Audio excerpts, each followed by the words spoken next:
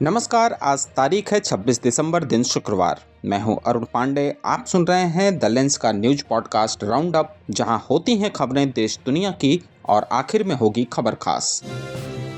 Railway की ओर से यात्री किराए में बढ़ोतरी आज से लागू हो गई है। यह वृद्धि मुख्य रूप से लंबी दूरी की यात्राओं पर लागू है।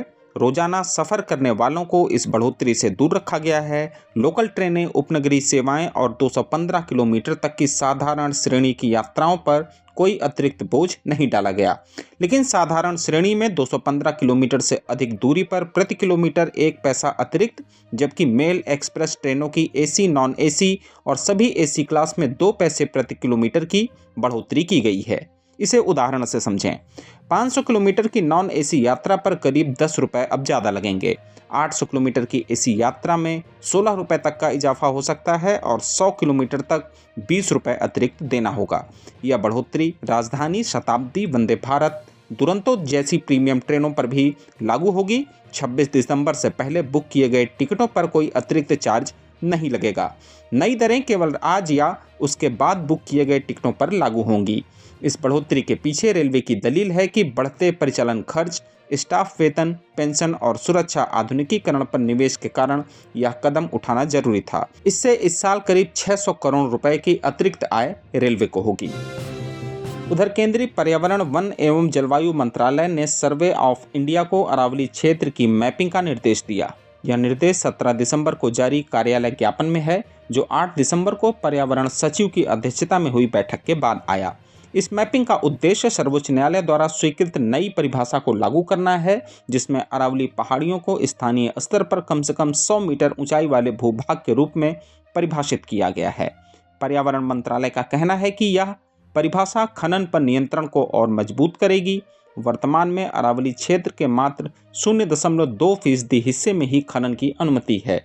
सर्वोच्च न्यायालय ने नई खनन लीज पर रोक लगाई है, जब तक सस्टेनेबल माइनिंग प्लान तैयार नहीं हो जाता। हालांकि इस नई परिभाषा पर पर्यावरणविदों और कार्यकर्ताओं का विरोध जारी है। वे कहते हैं कि इससे कई निचली पहाड़ियां संरक्षण से बाहर हो सकती हैं। केरल में भारतीय जनता पार्टी ने पहली बार राज्य में किसी नगर निगम का महापौर पद जीत लिया है। बीजेपी नेता वीबी राजेश ने शुक्रवार को तिरुवनंतपुरम महानगर निगम के महापौर पद की शपथ ली।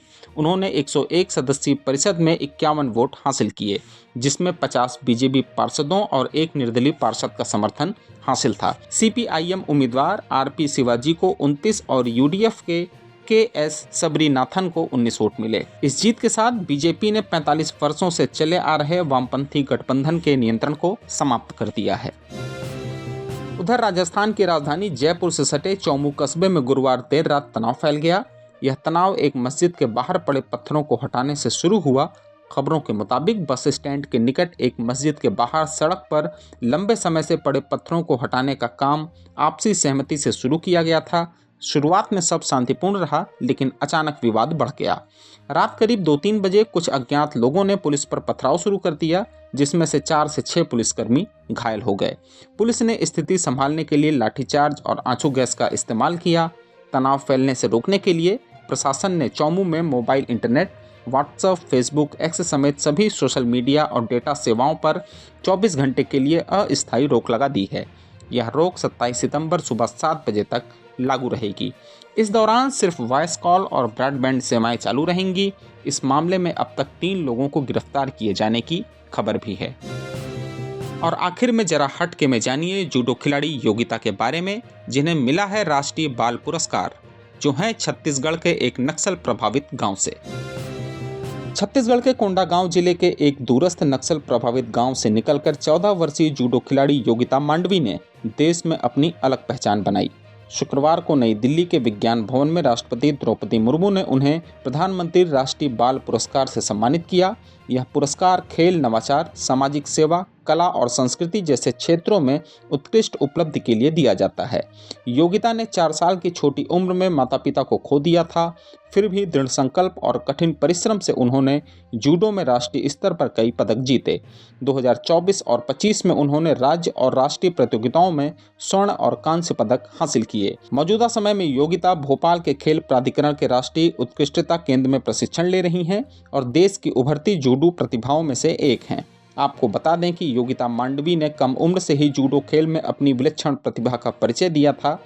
सिर्फ 13 साल की उम्र में उन्होंने राज्य की श्रेष्ठ जूडो खिलाड़ी का दर्जा प्राप्त कर लिया था। इसके बाद योगिता ने नेशनल लेवल की कई प्रतियोगिताओं में लगातार पदक जीतकर अपनी निरंतर प्रगति और दृढ़ संकल्प का परिचय दिया। तो आज के लिए बस इतना ही। कल होगी फिर मुलाकात नई खबरों के साथ। खबरों को विस्तार से पढ़ने के लिए विजिट करिए हमारी वेबसाइट thelens.in। यूट्यूब के अलावा हमारे पेज को एक्स, फेसबुक और इंस्टाग्राम पर भी फॉलो करें। शुक्रिया।